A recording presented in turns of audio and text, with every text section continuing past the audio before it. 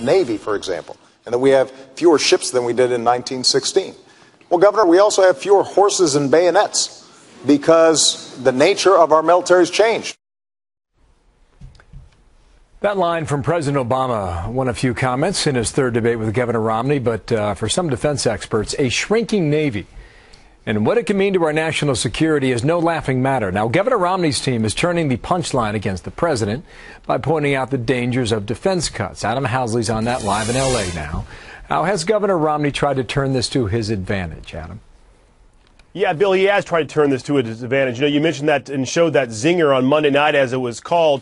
It really had a lot of people starting to talk, not only in the military industry, but also Americans asking, what is sequestration? What does that mean? It's really budget cuts that are forced on the U.S., and if that does happen, the military is worried about the possibility that their numbers will go down, specifically the Navy. So what Romney has done, he's tried to turn this zinger into an advantage for him, turning into somewhat of a smaller campaign theme, even releasing a radio ad. Take a listen. Does President Obama know how much his defense cuts will hurt us? Sure, his flippant remarks insult Mitt Romney. But do they also expose how President Obama views the world and America's place in it?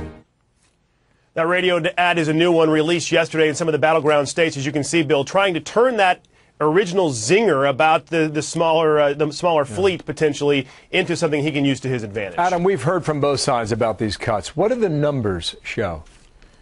You know, Bill, we've done a couple of stories, of course, with the Navy recently. RIMPAC out in the Pacific, of course, the Chinese buildup story as well. And the fact is, a lot of people in the Navy will tell you, in fact, even K.T. McFarland, one of our Fox News analysts, will tell you as well, the oceans don't shrink. The ships still have to get from one place to another. There's still a lot of area to cover. So we put together some numbers for you to give you an idea, to give you a perspective of how many ships are out there right now. The current Navy status is this. Active ships, 287. They've asked for 313.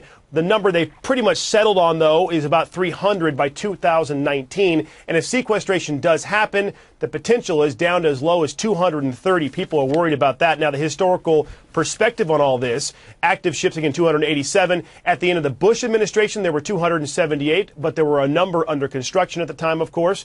And at the end of the Cold War, back in 1991, there were once 529.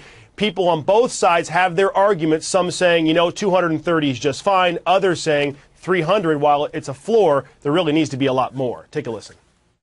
We have limited resources. We don't get to have everything we want.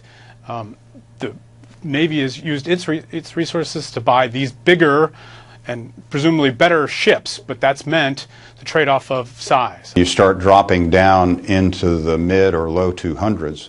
Then I believe you're going to have to be asking the question, where do we not want to be?